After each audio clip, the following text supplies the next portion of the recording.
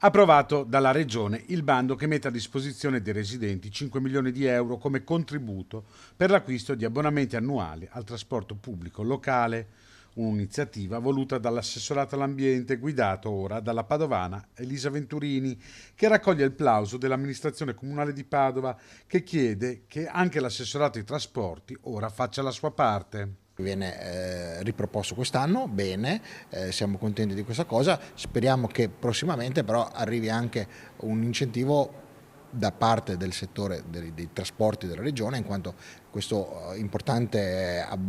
sconto sull'abbonamento di 200 euro, quindi di fatto del 50%, aiuta sulle le tasche dei passeggeri, dei cittadini, però abbiamo bisogno anche di un aumento per quanto riguarda il Fondo Nazionale del Trasporto,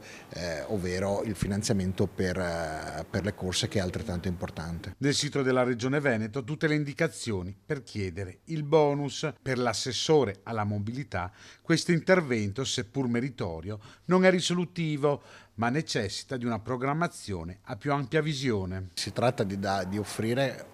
un'alternativa in più alle persone, e quante più alternative offriamo meno traffico di trasporto pubblico, quindi ovviamente meno traffico ci sarà. Questo è un beneficio, il contributo non solo per chi utilizza il mezzo pubblico, ma un beneficio anche indiretto per chi invece è costretto a utilizzare